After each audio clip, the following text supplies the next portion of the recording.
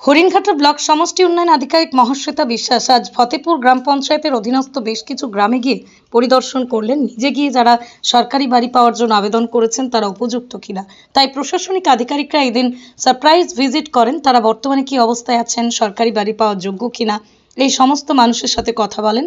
পাশাপাশি বাঙালির শ্রেষ্ঠ উৎসব দুর্গা উৎসব উপলক্ষে হরিণঘাটা ব্লক সমষ্টি উন্নয়ন আধিকারিকের পক্ষ থেকে দুর্গাপুজোর শুভেচ্ছা বার্তা দিলেন। হ্যাঁ, আজকে আমাদের মাননীয় মুখ্যমন্ত্রী শ্রীমতী মমতা বন্দ্যোপাধ্যায় আমাদের সিমহাট পল্লী উন্নয়ন সমিতির যে পুজোটি আছে ওটা উনি ভার্চুয়ালি উদ্বোধন করলেন। ওটা হরিণঘাটা মিউনিসিপ্যালিটির অন্তর্গত। বিগত আমাদের 23 তারিখেও আমাদের মোল্লাবেলিয়া গ্রাম পঞ্চায়েতের অন্তর্গত নবজীবন সংঘেরও উদ্বোধন হয়েছে। তো আমাদের আসন্ন দুর্গাপুজোকে কেন্দ্র করে সকলেই খুব ভালোভাবে আমাদের বিভিন্ন মণ্ডপ সাজানোর জন্য উদ্যোগী হয়েছে এবং শারদ শুভেচ্ছা জানাচ্ছি। আমাদের প্রত্যেক আমাদের গ্রামবাসী যারা রয়েছে বা অধিবাসী বৃন্দ যারা রয়েছে, আমাদের ব্লক মিউনিসিপ্যালিটি সকলকে শারদীয়ার অনেক অনেক শুভেচ্ছা অভিনন্দন জানাচ্ছি। খুব ভালোভাবে সকলের পুজো কাটুক এই আশা করি।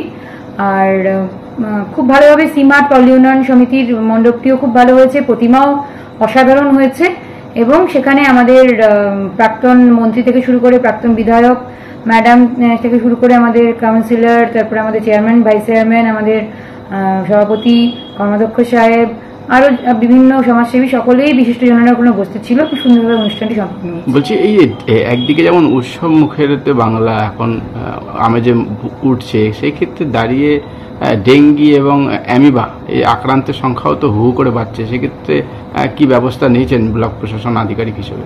নিশ্চয়ই না, অ্যামিবার কোনো কেস এখন পর্যন্ত আমাদের ব্লকে এখন আইডেন্টিফাই হয়নি।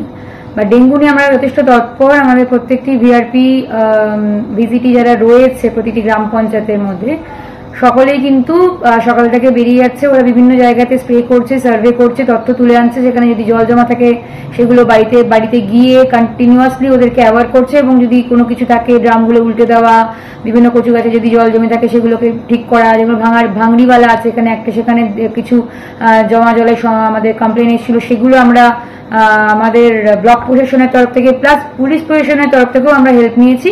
যৌথ অভিযান করে কিন্তু সেই সব জায়গাগুলোকে ক্লিয়ার করা হয়েছে। যদিও ডেঙ্গু সংখ্যাটা আস্তে আস্তে একটু বাড়ছে, কিন্তু আমরাও সেটাকে মোকাবিলা করার জন্য যাদের ব্যবস্থা নেওয়ার সমস্তটাই কিন্তু ব্লক প্রশাসনের তরফ থেকে নেওয়া হচ্ছে। বলছি, এই আবাস যোজনা প্রকল্পে অনেক মানুষের ঘরে টাকা ঢুকে গেছে, অনেক মানুষ এখন অবধি ঢোকেনি। সেক্ষেত্রে দাঁড়িয়ে কিভাবে ব্যবস্থা নিচ্ছেন কিংবা পরিদর্শন কিভাবে করছেন? কারণ অনেক মানুষ বলছে এখন অবধি টাকা সঠিকভাবে ঢোকেনি। কিভাবে? না, সঠিকভাবে বলতে আমাদের তো ফেজে টাকাটা আসবে। আমাদের প্রথমে স্যাংশন লিস্টে যারা ছিল তারা হচ্ছে টাকাটা পেয়েছে, তারা ফার্স্ট ইনস্টলমেন্ট সেকেন্ড ইনস্টলমেন্ট দুটোই পেয়েছে।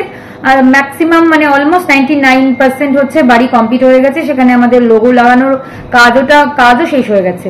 এবার যেটা second phase in the sense second category, actually phase তো দুটোতে পেয়ে গেছে স্যাংশন যেটা লিস্টে ছিল। সেখানে প্রায় আমাদের 4.5-এর উপরে আমাদের সংখ্যাটা রয়েছে। তো সেই তাদেরকে হচ্ছে পিডাব্লিউএল পার্মানেন্ট ওয়েট লিস্টের মধ্যে যারা বাড়ি পাওয়ার যোগ্য ব্যক্তির তালিকা, সেই তালিকা অনুযায়ী কিন্তু আমরা বিভিন্ন গ্রাম পঞ্চায়েতে গিয়ে কিন্তু আমরা ভেরিফিকেশন করছি। আমাদের জিপি লেভেল যারা নোডাল অফিসাররা তারাই ভেরিফিকেশন করছে। আজকে জয়েন্ট ম্যাডাম গেছিল, আমি নিজে গেছিলাম ফতেপুরে। তো ওখানে গিয়ে দেখছি যারা পিডাব্লিউএল যাদের নাম নথিভুক্ত রয়েছে তারা পাওয়ার যোগ্য কিনা সেই সমস্ত বাড়িগুলো ভেরিফিকেশন করে আসা হয়েছে এবং বেশ কিছু সত্যি জেনুইনই পাওয়া গেছে এখনো পর্যন্ত।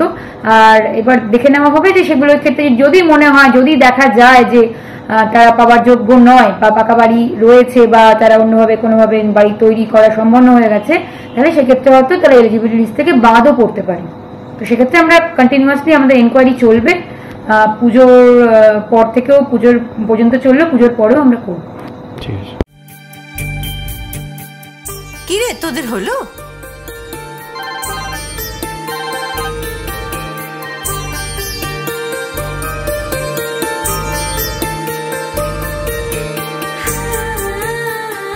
পিপি, বর এসেছে। পড়ে যাবি তো। আমার বিয়ে, আমার বেনারসি, একটা নতুন গল্প তারো, মন ছুঁয়েছে মনের মানুষ। যে আজ রঙিন আরো। নতুন স্বপ্নে নতুন করে সেজো, বিমল শাড়ি সেন্টার, কাঁচরাপাড়া।